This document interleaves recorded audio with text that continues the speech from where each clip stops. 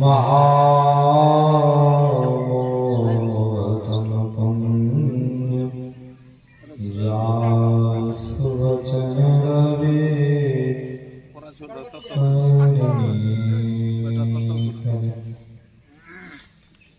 मंगल मूर्ति सद्गुरु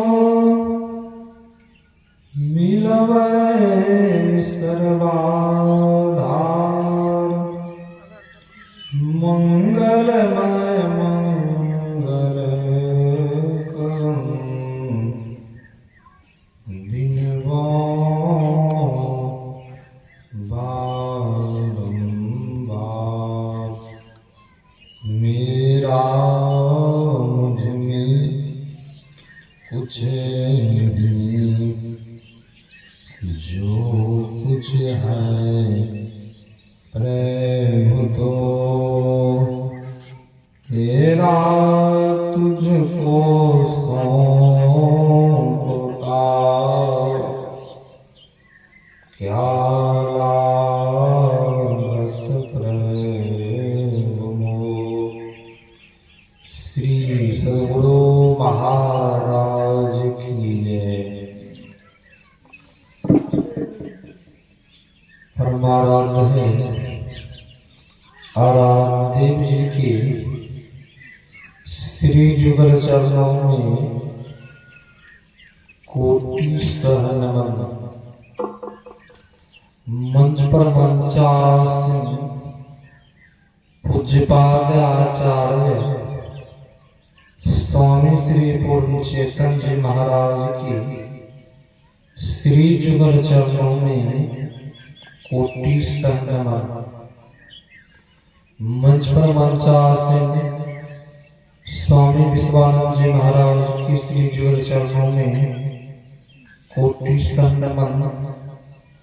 मंच पर मंचासीन स्वामी विनय सागर जी महाराज भरत बाबा सत्संग उपस्थित धर्म प्रेमी माताओं एवं बहनों सबों को मेरा हार्दिक नमन है। अभी हम सत्संग योग भाग प्रयत्न से पाठ श्रवण की पाठ में हम आप सुन रहे थे सत्संग की क्या महिमा है, क्या विशेषता।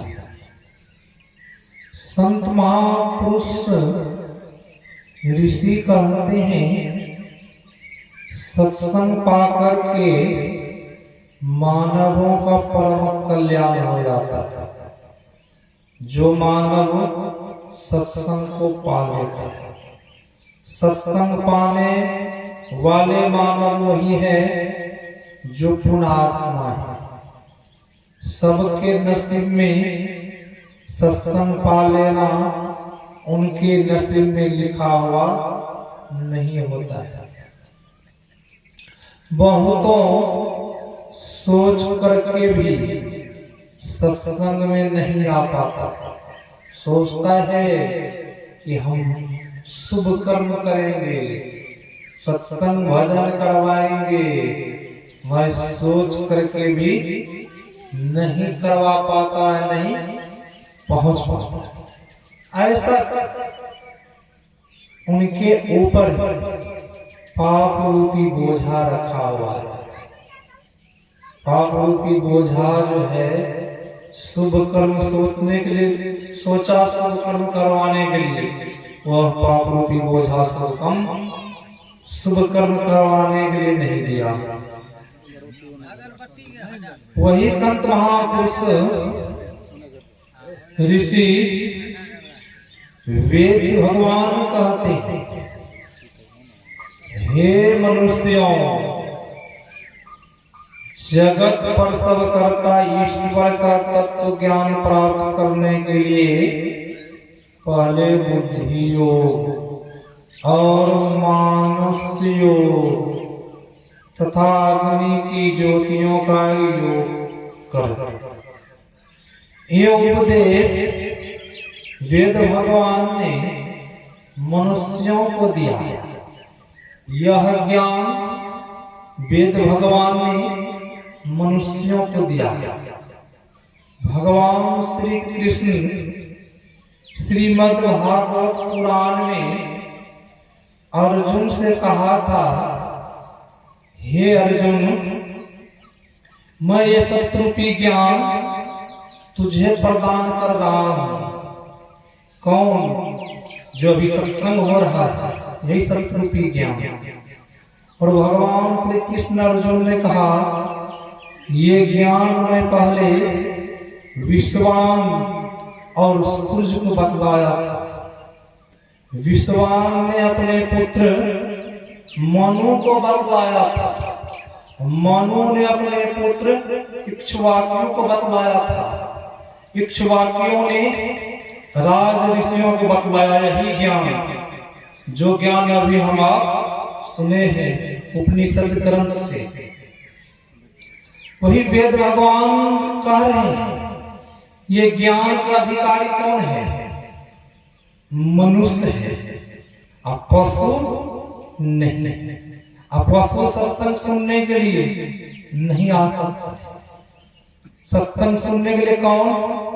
तो मनुष्य आ सकता। मनुष्य भी अब पशु के बराबर बन के रहे, तब मनुष्य और पशु में क्या फर्क है?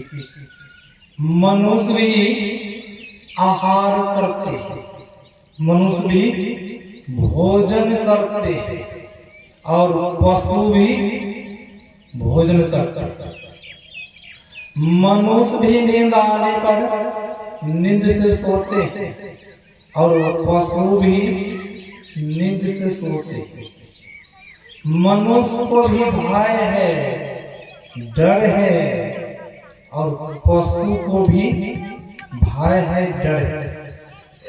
मनुष्य भी संतान उत्पन्न करते हैं, और पशु भी संतान उत्पन्न करते हैं। मनुष्य भी वही काम करे और पशु भी उतना ही काम करे। मनुष्य पशु में कोई फर्क रहा? जितना काम पशु करते उतना काम मनुष्य ही करे, उससे आगे काम मनुष्य नहीं करे। क्या कर मनुष्य और पशु में क्या फर्क है? मनुष्य के शरीर के उपनिषद ग्रंथ पढ़ेंगे, मनुष्य शरीर को उत्तम बतलाया गया है कि ग्रंथ पुराण में मनुष्य का शरीर बहुत मूल्यवान शरीर है। अब मनुष्य भी वही पशु वाला कर्म करे, पशु बन के रहे। मनुष्य पशु में क्या फर्क रहता है? मनुष्य भी एक माला दो माला करते करते वक्त शरीर मृत्यु, घंटी बज गई, मृत्यु हो गई, क्या फायदा है? फिर हम अभी मनुष्य थे, पुनः पशु की योनि में चले गए। पशु का शरीर मैंने पा गया, तो क्या फायदा रहा मनुष्य पशु? वही संत महापुरुष ऋषि कहते हैं, बुद्धि योग करने के लिए, बुद्धि योग सत्संग करने के लिए मनुष्यों को कहा है वेद भगवान, पशु को नहीं कहा है। इस सत्संग से लाभ क्या होता है? इस सत्संग में लाभ बहुत है। तुरंत मिलावे गुरु से, मूर्ख जन कोई सावन जाने, सत्संग में अमृत भरे। संत महापुरुष ऋषि कह रहे हैं, इस सत्संग में संत वचन रूपी गंगा बह रही है। क्या हम लोगों को दिख रहा है गंगा बह रही है?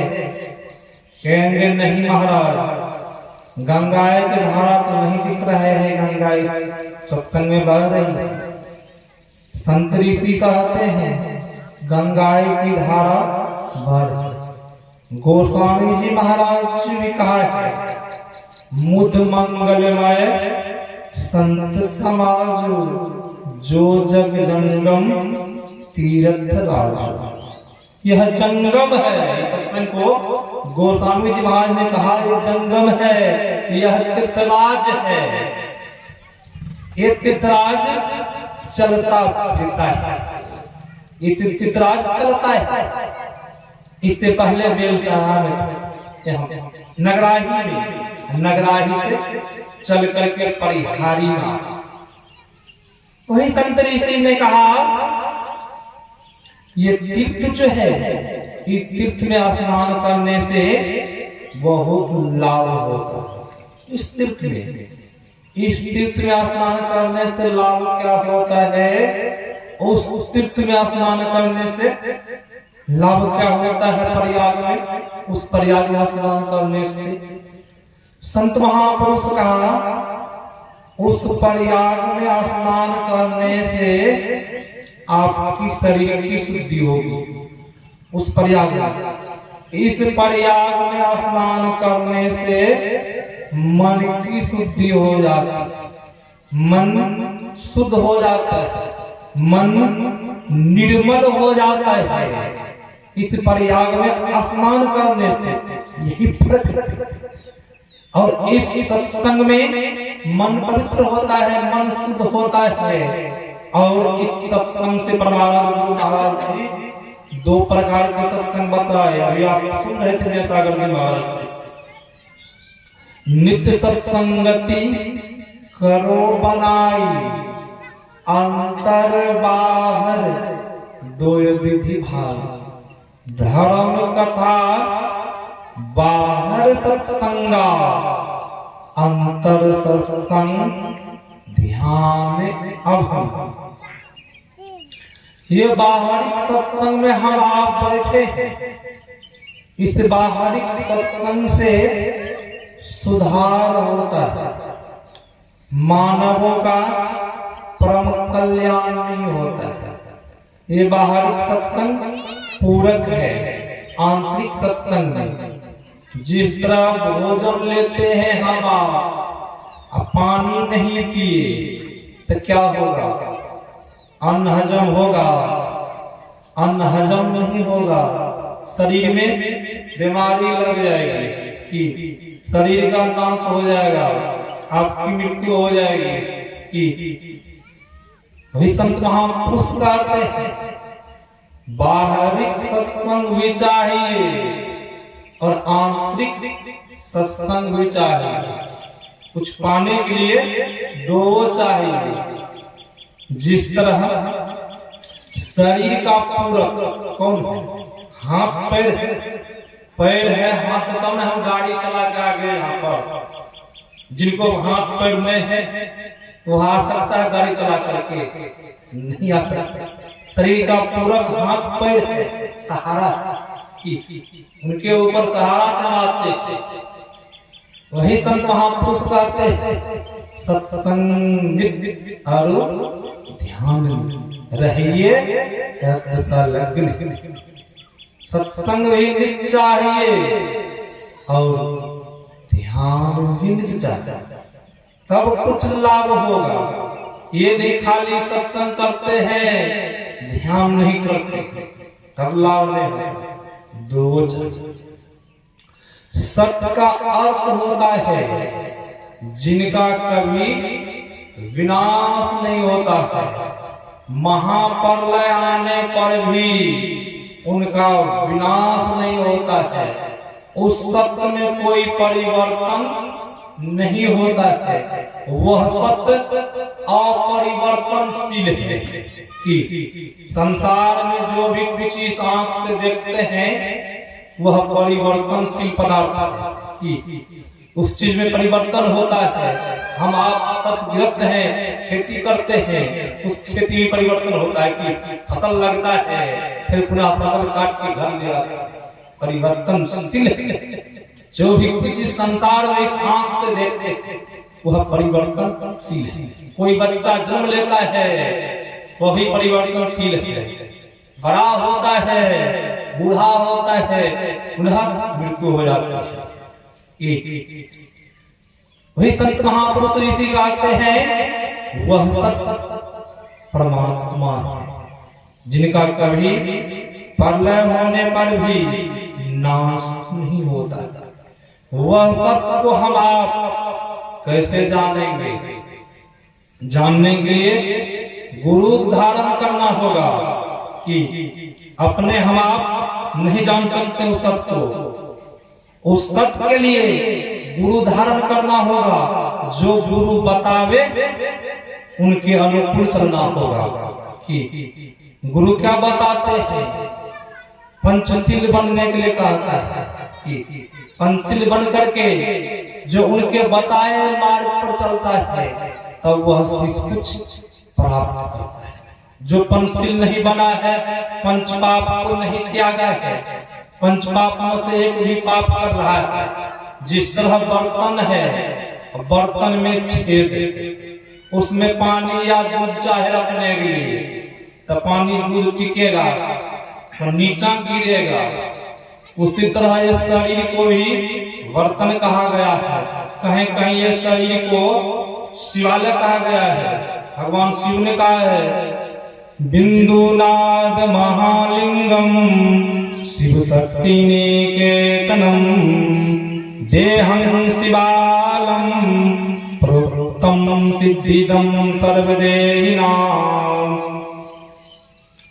भगवान शिव कहते हैं ये शरीर शिवालय है, मंदिर है। विष्णु लक्ष्मी इस शरीर में रहते हैं। ये शरीर ठाकुरवाड़ी है। और महाबिंदुनाथ महालिंगम, बिंदु भी है और नाद भी है। इस शरीर के अंदर में वह शब्द है जिस शब्द से सृष्टि हुई है। उसी शब्द की भी चर्चा हुई है। जगत प्रसव करता ईश्वर को जानने वाले, जगत प्रसव करता ईश्वर कौन है? वही परमात्मा है। प्रसव का अर्थ होता है जन्म देना। वही परमात्मा इस संसार को बनाया है।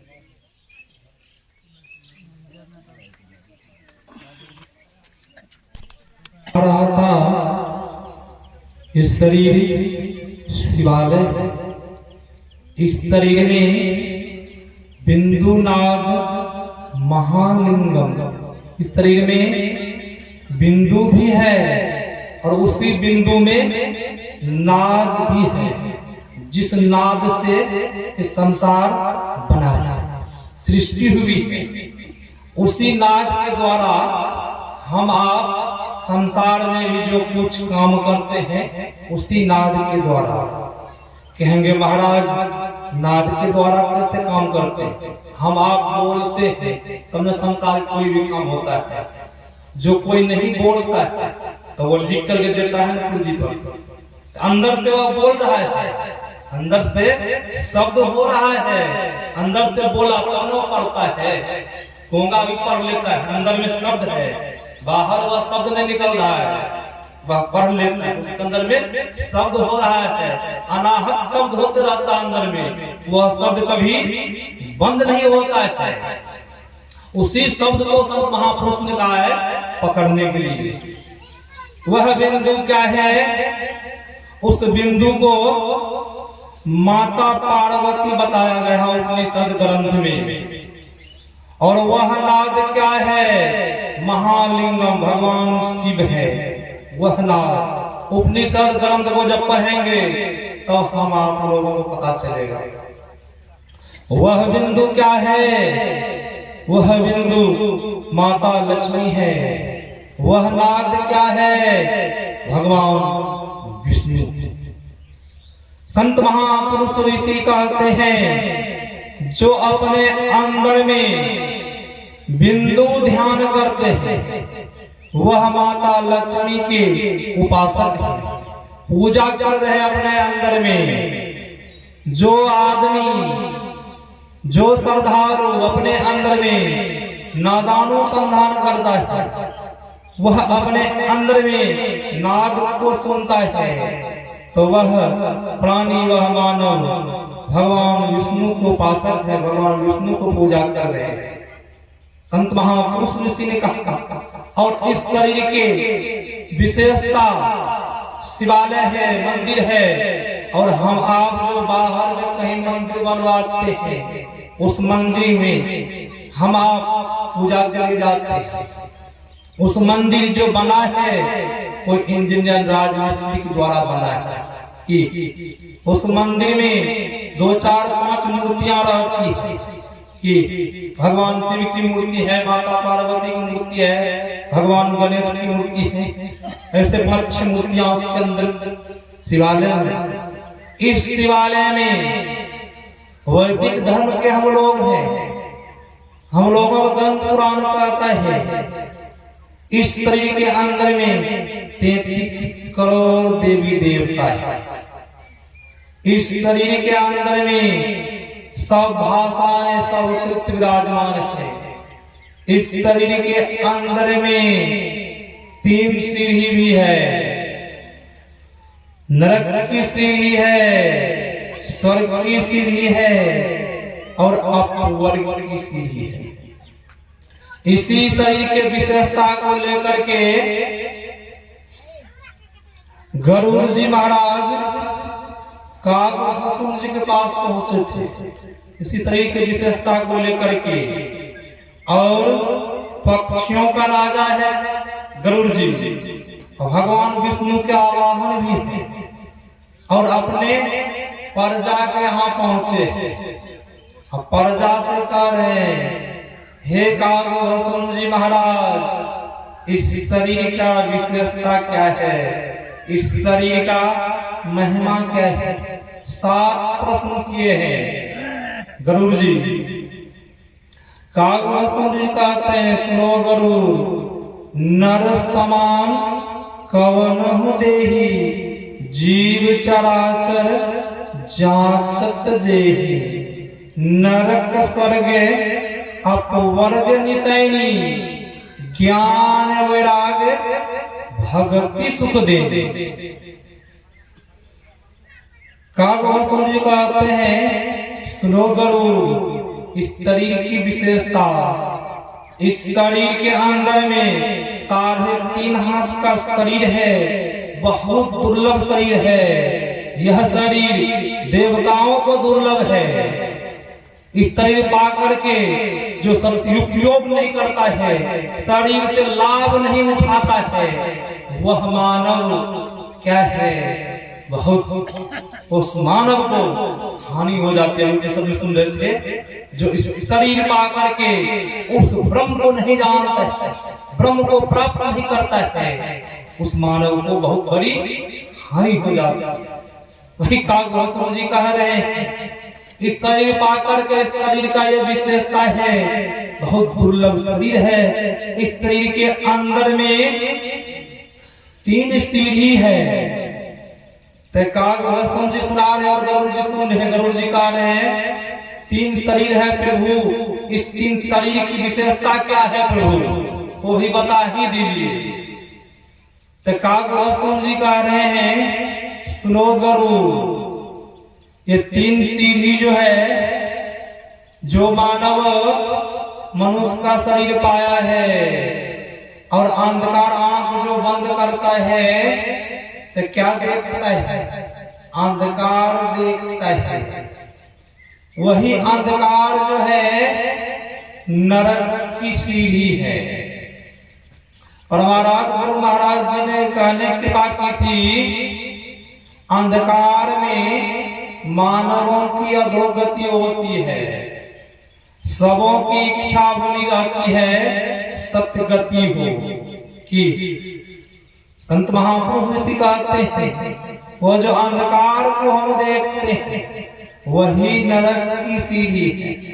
फिर कागभूषण जी कह रहे हैं, सुनो गरुड़, जो साधन भजन कर करके अपने अंदर में प्रकाश को पाता है। बहुतों सज्जन का यह कहना है, शरीर के अंदर में कुछ नहीं है, शरीर के अंदर में प्रकाश शब्द नहीं है। आंख में जो रोशनी आ रही है, तो रोशनी कहां से आ रही है? शरीर के अंदर में रोशनी है, तब ना आंख में रोशनी आ रही है। मुंह से शब्द निकल रहा है, अंदर में शब्द है, तब मुंह से शब्द निकल रहा है। वही कागभूषण जी गा रहे गरुड़ जी, सुनो, जो मानव भजन करके साधन करके अपने अंदर में प्रकाश को पाता है, वही प्रकाश स्वर्ग की सीढ़ी है। और ये भी सुनो, स्वर्ग में मानव पुण्यात्मा जाता है, जो पुण्यात्मा है वह स्वर्ग जाता है, और पुण्य के पूंजी खत्म होने पर स्वर्ग से निकाल दिया जाता है। हमारे दादा गुरु ने कहा है, नर्तन दुर्लभ देव, सब कोई कहत पुकार, देव देहि नहीं पावे, ऐसे मूर्ख लोग स्वर्ग की आस लगावे। पुण्य छिन सोई देव, स्वर्ग से नरक में आवे, भर में चारों खान, पुण्य कहीं ताही रिझावे, तुलसी सतमत तत गहे, स्वर्ग पर करे खेखार, नर्तन दुर्लभ देव को सब कोई कहत पुकार। संत तुलसी साहब कहते हैं, ये नर्तन देवताओं को दुर्लभ है। मनुष्य का शरीर, देवता लोग भी चाहते हैं हमें मनुष्य का शरीर मिल जाए। नर्तन दुर्लभ देव को सब कोई कहत पुकार, देव दही नहीं पावे, ऐसे मूर्ख लोग स्वर्ग की आस लगावे। हम लोग स्वर्ग की आस लगाए बैठे हैं। पुण्य जब वहां छिन्न होने पर स्वर्ग से निकाल दिया जाता है, भर में चारों खान, अब नरक में भरवन कीजिए चारों खान में। सज्जनों दुख हुआ कि सुख, हम तो स्वर्ग के राजा थे, यहाँ अब नरक में आ गए। वही संत महापुरुष वही कागभूषण जी कहते हैं, सुनो गरुड़, वह स्वर्ग में भी जाता है, वहां भी सुख नहीं। जो अपने अंदर में वह शब्द को पाता है, जिस शब्द के सहारे से साधक उस परमात्मा में जा मिल पहुंच पाता है। शब्द में गुण होता है, जिस तरह चंबुक में गुण होता है, चंबुक की तरफ खींचता है, अपना तरफ खींचता है, उसी तरह शब्द में गुण है।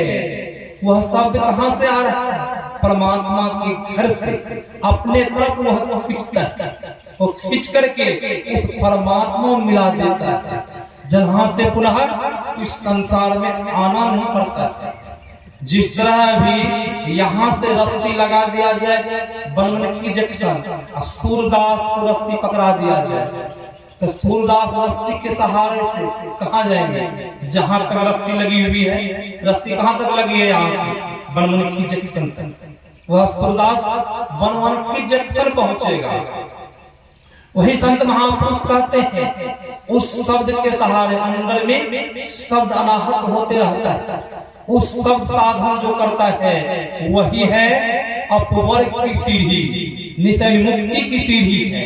कागभूषण जी कह रहे हैं, वह मुक्ति जब पा लेता है साधक, वह परमात्मा में जब जा मिलता है तो पुनः इस संसार में उसे नहीं आना पड़ता है। सबसे बड़ा दुख क्या है? आवागमन दुख दूजा, हाय नहीं जग में कोई। इसके निवारण के लिए प्रभु भक्ति करनी चाहिए। किसके निवारण? अपना निवारण आप कीजिए। आपको भूख लगती है तो आप खाते हैं, आपकी भूख मिटती है, सुधा मिट जाती है।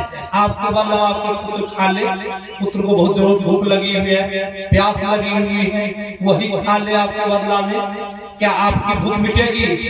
कहेंगे नहीं महाराज, मेरी भूख नहीं मिटी। क्यों? भी संत महापुरुष कहते हैं ठीक उसी तरह आपको खुद भजन करना होगा। आपके बदला कोई दूसरा चाहे भजन कर ले तो नहीं कर सकता। आपको खुद सुमरन करना पड़ेगा। मनुष्य का शरीर तो मिला है, बहुत मूल्यवान शरीर है। ये शरीर छूट जाने पर पुनः मनुष्य का शरीर मिलेगा कि नहीं मिलेगा कोई पता नहीं। संत ऋषि भगवंत ने कहा है पता भी है, संत कबीर साहब ने कहा पता भी है। भक्ति बीज बिन से नहीं, जो जुग जाए अनंत। ऊंच नीच घर जन्म ले तो संत के संत। भक्ति का बीज विनाश नहीं होता है, जिनके अंदर में भक्ति का बीज पड़ गया है। जो मानव ध्यान स्मरण भजन करता है, उनका शरीर छूट गया, पुनः उनको मनुष्य का शरीर मिलेगा। पर महाराज जी भी कहते हैं और कबीर साहब भी कह रहे हैं, उनको मनुष्य का शरीर मिलेगा। ये सब लाभ कहाँ? तो सत्संग से होता है। गोस्वामी जी महाराज के पास भगवान श्री राम आ गए। गोस्वामी जी महाराज से कहते हैं, आप कुछ हमसे मांग लीजिए।